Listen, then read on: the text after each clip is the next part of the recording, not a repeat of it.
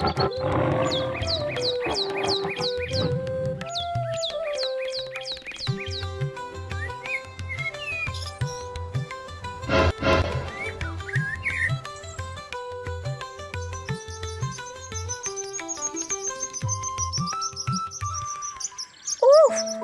তো সব বাদাম শেষ। এখন আমি কি খাবো? মা বলেছিল এই জঙ্গলের অন্য প্রান্তে নাকি অনেক বাদাম গাছ আছে, কিন্তু সে তো অনেক দূর। সেখানে আমি একা একা যাব কি করে? আমার তো সেখানে যেতে ভয় করছে।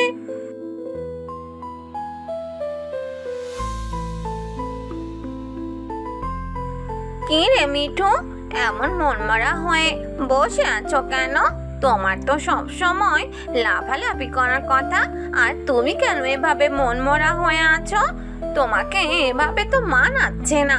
কি হয়েছে তোমার? আর বলো না টিয়া, আমার পেটে সোজা দৌড়াচ্ছে, সব বাদাম শেষ। ভাবছি যাবো সেই দূরের বাদাম গাছের খোঁজে, কিন্তু বড্ড ভয় করছে একা যেতে। এই জন্যই আমার মনটা খারাপ, আর সেখানে একা একা যেতেও পারছি না। ভয়? কিসের ভয়?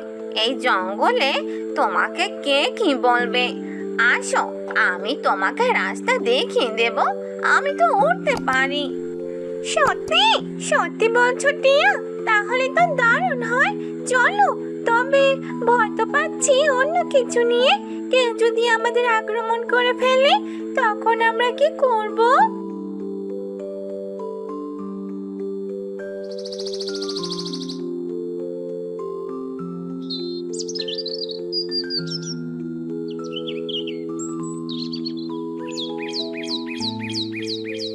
টিয়া তার মাথার উপর দিয়ে উড়ে উড়ে পথ দেখাচ্ছে। এভাবে তারা জঙ্গলের পথ অনুসরণ করে যেতে থাকে। যেতে যেতে মিঠু অনেক হাঁপিয়ে যায়। তখন সে টিয়াকে বলে, টিয়া, আর কত দূরে? আমার তো কোমরটা ব্যথা হয়ে গেল। খাবার খোঁজার জন্য গেলাম, আমাদের কত দূর যেতে হচ্ছে। এদিকে খিদায় যে আমার পেটটা চোচো করছে। আমি আর যেতেই পারছি না। সন্ধ্যা হয়ে যাচ্ছে, আর আমরা তো আজকে মনে হয় বাদামের খোঁজে যেতেও পারবো না। আর একটু মিঠু, এই তো সামনে একটা ছোট নদী পড়বে। সেটা পেরোলেই আমরা প্রায় পৌঁছে যাব। নদীটা পার হলেই আমরা তাড়াতাড়ি বাদামের কাছে পৌঁছে যেতে পারবো। তখন আর আমাদের বেশিক্ষণ সময় লাগবে না। আর একটু মিঠু, এই তো সামনে একটা ছোট নদী পড়বে। সেটা পেরোলেই আমরা প্রায় পৌঁছে যাব। নদীটা পার হলেই আমরা তাড়াতাড়ি বাদামের কাছে পৌঁছে যেতে পারবো। তখন আর আমাদের বেশিক্ষণ সময় লাগবে না। নদী? এই নদী পার হব কি করে? আমি তো সাঁতার জানি না। নদীতে নামলে তো আমি ডুবে মরে যাব। আমাদের মনে হয় বাড়িতে ফিরে যাওয়া উচিত। এ কাজ আমাদের জন্য অনেক কঠিন। আমি মনে হয় না যেতে পারবো। ভয় পেও না। কোনো কাজ করতে হলে আগে সাহস নিতে হয়, আর সেই সাহসের মাধ্যমে কাজটি করতে হয়। আগে ভয় পেলে আমরা জয় করব কি করে? আমরা আগে নদীর কাছে যাই, তারপর বাকিটা দেখা যাবে। ঠিক আছে, তুমি যখন এত করে বলছো তাহলে তাই হবে। কিন্তু আমার যে ভীষণ খিদে পেয়ে গেছে। খিদের কারণে যে আমি আর যেতে পারছি না। আমরা কিছুক্ষণ বিশ্রাম নিই, তাহলে হয়তো আমার একটু ভালো লাগবে। ঠিক আছে, চলো তাহলে। ওই যে একটা বড় গাছ দেখতে পাচ্ছি, তার নিচে আমরা বসে বিশ্রাম নেব। এরপর তারা সে গাছটার নিচে যায়, আর সেখানে তারা বসে বিশ্রাম নিতে থাকে। আস্তে আস্তে সন্ধ্যা আরো গড়িয়ে নামে। তখন টিয়ে বলে ওঠে, সারাদিন না খেয়ে থাকার কারণে তোমার ক্লান্ত লাগছে। তুমি এখানে বিশ্রাম নাও, আমি তোমার জন্য কিছু বাদাম নিয়ে আসি। আমি উড়ে গিয়ে দ্রুত তোমার জন্য বাদাম নিয়ে আসতে পারবো। আমার এখানে একটা বন্ধু থাকে, সে বাদাম খেতে খুব পছন্দ করে। আমি তার কাছ থেকে কিছু বাদাম নিয়ে আসি, যা খেলে তোমার ভালো লাগবে। ঠিক আছে, তাই করো। আমি এখানেই তোমার জন্য অপেক্ষা করছি। বেশি দেরি করো না। এত দূর জঙ্গলে এসেছি, আমার একা একা থাকতে ভয় করছে। কিছুক্ষণ পরে তো পুরো চারদিক অন্ধকারে নেমে যাবে। ঠিক আছে, চিন্তা করো না, আমি খুব তাড়াতাড়ি চলে আসবো। এরপর টিয়া সেখান থেকে চলে যায়।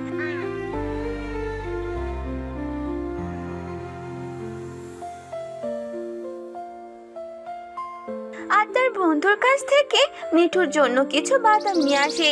আস্তে আস্তে রাত হয়ে যায়, আর সেগুলো বাদাম নিয়ে আসার পর টিয়া তার বন্ধুকে দিয়ে দেয় এবং মিঠু সেখান থেকে কিছু বাদাম খেয়ে নেয় আর কিছু বাদাম পরদিন খাওয়ার জন্য রেখে দেয়।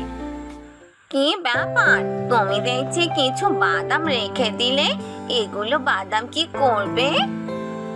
এগুলো বাদাম কালকের জন্য রেখে দিলাম, কালকে সকালে উঠে আমার আবার খিদে পেয়ে যাবে, তখন আমি কি খাবো? তাই এই বাদামগুলো খেয়ে আমরা আমাদের কাজে বেরিয়ে পড়বো। এরপর যখন আমরা বাদাম গাছে পৌঁছে যাব তখন তো অনেক বাদাম পাবো, আর আমি পেট ভরে বাদাম খাবো, তখন আর আমার বাদামের অভাব হবে না। ঠিক আছে, অনেক রাত হয়ে গেছে, এবার আমাদের ঘুমিয়ে পড়া উচিত। তারপর আমরা কালকেই আমাদের কাজের উদ্দেশ্যে বেরিয়ে পড়ব। কালকে খুব সকালে আমাদের ঘুম থেকে উঠতে হবে, কারণ আমাদের অনেক দূর যেতে হবে, তাই আমাদের সকাল সকাল বের হতে হবে। পরদিন সকালবেলা তারা ঘুম থেকে উঠে পড়ে।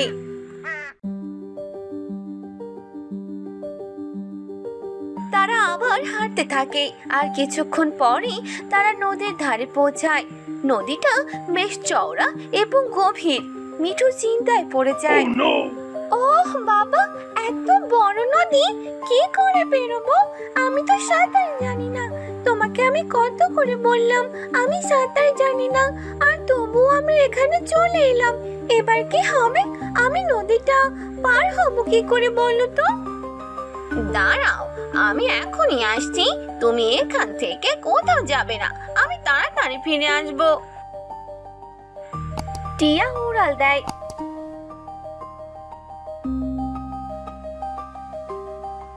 এবং কিছুক্ষণের মধ্যেই ফিরে আসে, আর তার সাথে আসে জ্ঞানী পেঁচা পড়ুয়া। কি হয়েছে বাবা, তোমাদের কোনো সমস্যা হয়েছে? বলো, আমি তোমাদের কি সাহায্য করতে পারি? টিয়া তো আমাকে এখানে নিয়ে এলো। বড়ুয়া কাকু, আমরা নদী পেরোতে পারছি না, আমি এই বাদামের খোঁজে যাচ্ছিলাম, আর আমি যদি এই নদীটা পার হতে না পারি তাহলে আমি বাদামের কাছে যাব কি করে? তাই হয়তো টিয়া বন্ধু তোমাকে এখানে নিয়ে এসেছে। তুমি আমাদের এই নদীটা পার করে দেওয়ার ব্যবস্থা করে দাও। বুঝেছি, ভয় পেও না। এই দেখো, আমি একটা মোটা লতা নিয়ে এসেছি, এটা ধরে পার হয়ে যাও। এটার সাহায্যে তুমি খুব তাড়াতাড়ি এই নদীটা পার করতে পারবে, আর কোনো ভয় পাবে না। আমরা তোমার সঙ্গে আছি, আর আমি জানি কোথায় সবচেয়ে ভালো বাদাম পাওয়া যায়। চলো, আমিও তোমাদের রাস্তা দেখিয়ে দিচ্ছি। এরপর মিঠু সাবধানে লতা ধরে ধরে নদীর ওপারে চলে আসে। পেঁচা বড়ুয়াও নদী পার হয়ে সেখানে চলে আসে। তখন মিঠু পেঁচা বড়ুয়াকে বলে, ধন্যবাদ বড়ুয়া কাকু। টিয়া, তোমরা না থাকলে আমি আসতেই পারতাম না, তোমরা আমাকে অনেক সাহায্য করলে। মিঠু, টিয়া আর বড়ুয়া তারা বাদাম গাছের দিকে যেতে থাকে, আর কিছুক্ষণ পরে তারা সেই বাদাম গাছে পৌঁছে যায়। সেখানে গিয়ে দেখতে পায় যে অনেকগুলো বাদাম গাছ আছে, আর গাছগুলোতে প্রচুর বাদাম ঝুলে আছে। এসব কিছু দেখে মিঠু আনন্দে লাফিয়ে ওঠে। ওয়াও, এত বাদাম! আমাকে আর কখনোই না খেয়ে থাকতে হবে না। এবার থেকে আমি খাবার জন্য অনেকগুলো বাদাম পেয়ে যাব, আর অনেক মজা করে খেতে পারবো। মিঠু দ্রুত গাছে উঠে বাদাম সংগ্রহ করতে থাকে। টিয়া আর বড়ুয়া হেসে ওঠে, আর তারাও গাছ থেকে বাদাম পেড়ে পেড়ে খেতে থাকে। তখনই সেখানে একটি গর্তের ভেতর থেকে শিয়াল বেরিয়ে আসে। আর শিয়ালকে দেখে মিঠু অনেক ভয় পেয়ে যায়। আরে কে তুমি? আর বাদাম গাছের এখানে তুমি কি করছো? এই বাদাম গাছগুলো আমার, আর এখান থেকে বাদাম কেউ খেতে পারবে না। তোরা এখান থেকে চলে যা, নয়তো আমি তোদের উপর আক্রমণ করব। এই বাদাম গাছগুলো তোমার? কি সম্বন্ধ? এই বাদাম গাছগুলো তোমার কি করে হতে পারে? এই বাদাম গাছগুলো এই জঙ্গলে সবার, তাই যে কেউ এসে এখানে বাদাম খেতে পারে। তুমি কোনো বাধা দিতে পারো না। এখান থেকে চলে যাও আর আমাদের বাদাম নিতে দাও। ওহো, তোরা দেখছি আমার কোনো কথাই শুনছিস না। আমার রাগ উঠে গেলে কিন্তু আমি তোদের কাউকে ছেড়ে দেব না। তাই আমার পথ ছাড় আর এখান থেকে চলে যা। আরে বন্ধু, এই শিয়ালটা কি সব বলছে? এখন তাহলে কি হবে? আমরা বাদাম তো খেতেই পারবো না। চলো এর সাথে আর তর্ক না করে এখান থেকে চলে যাই, নয়তো এই শিয়াল আমাদের উপর আক্রমণ করবে আর আমাদের মেরে ফেলবে। আমার তো ভীষণ ভয় করছে। ভয় পেও না বন্ধু, আমরা বাদাম না নিয়ে এখান থেকে কোথাও যাব না। এই যে শিয়াল, আমাদের পথ ছাড়ো আর আমাদের বাদাম নিতে দাও, নয়তো এর পরিণাম ভালো হবে না। টিয়ার কথা শুনে শিয়ালের অনেক রাগ উঠে যায় আর শিয়াল তাদেরকে আক্রমণ করতে থাকে। অন্যদিকে মিঠু ভয় পেয়ে একটা গাছে উঠে পড়ে। টিয়া আর প্যাঁচা বড়ুয়া শিয়ালের সাথে লড়াই করতে থাকে। তারা দুজনই শিয়ালকে কামড় দিতে থাকে। তারা দুজন উড়ে উড়ে শিয়ালকে আঘাত করছিল, যার কারণে শিয়াল তাদের কোনো ক্ষতি করতে পারলো না আর সেখান থেকে পালিয়ে গেল। শিয়ালকে পালাতে দেখে মিঠু গাছ থেকে নেমে পড়ে। আরে বাহ, তোমরা তো অনেক ভালো একটা কাজ করেছো। শিয়ালকে এখান থেকে তাড়িয়ে দিলে। তোমাদের মতো যদি আমিও সাহসী হতে পারতাম, তাহলে আমিও ওই শিয়ালের সাথে লড়াই করতাম। ভয় পেলে আমরা কোনো কাজই করতে পারবো না, আর না আমরা আমাদের লক্ষ্যে পৌঁছাতে পারবো। তাই আমাদের কোনো কিছুতেই ভয় পাওয়া উচিত নয়। ঠিকই বলেছো তোমরা, কিন্তু কেন জানি আমি এটাই করতে পারি না। চলো তাহলে এবার আমরা বাদাম পেরে নেই। এবার আর আমাদের কেউ বাধা দিতে আসবে না। এ কথা বলে মিঠু অন্য একটি গাছে বাদাম পাড়ার জন্য উঠতে লাগলো। তখনই সেখানে একটি সাপ শুয়েছিল আর সেই সাপটি ঘুমাচ্ছিল। আর মিঠু সেই সাপটির শরীরে পা লাগালো, যার কারণে সাপের ঘুম ভেঙে গেল আর মিঠু ভয় পেয়ে গাছ থেকে পড়ে গেল।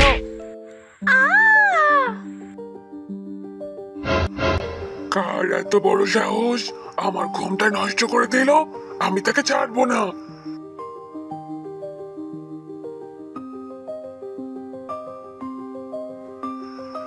ও তাহলে তুমি তুমি আমার ঘুমটা নষ্ট করে দিলে?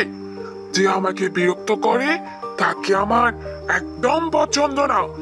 এবার আমি তোমাকে মেরে ফেলবো আর আমার সমস্যা দূর করব, কারণ তুমি আমার সমস্যা হয়ে এসেছো। ও নো! আরে না, এসব করো না। বাঁচাও বাঁচাও বন্ধু, আমাকে সাপ আক্রমণ করেছে। অন্য একটি গাছের ডালে টিয়া বাদাম পাড়ছিল।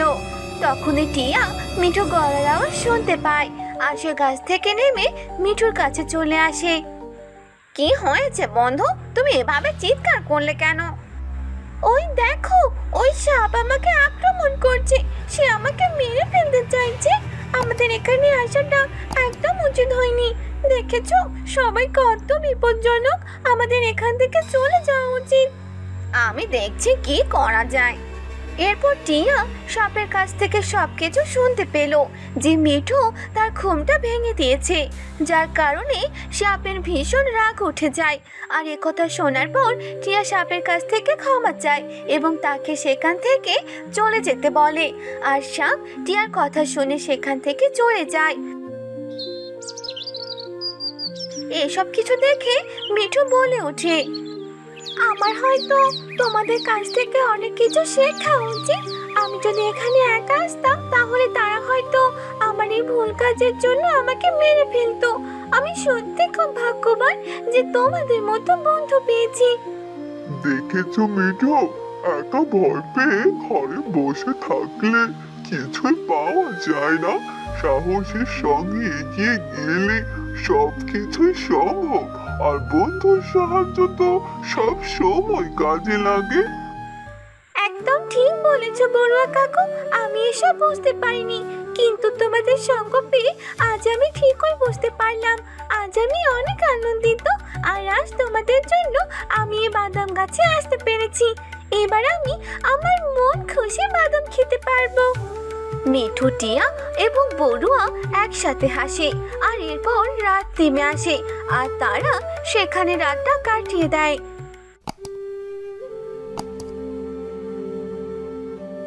পরদিন সকালে তারা অনেকগুলো বাদাম জোগাড় করে। মিঠু তার বাদামি বস্তা নিয়ে বন্ধুদেরকে বলে, চলো এবার তাহলে বাড়িতে ফিরে যাওয়া যাক। আমি অনেকগুলো বাদাম নিয়েছি আর এরপর থেকে আমি অনেক মজা করে বাদামগুলো খেতে পারবো। মিঠুর কথা শুনে তারা হাসতে থাকে। এরপর তারা সবাই মিলে আবার বাড়ির দিকে ফিরতে থাকে। আর এবার বাড়িতে যাওয়ার পর তারা অনেক মজা করে বাদাম খায়।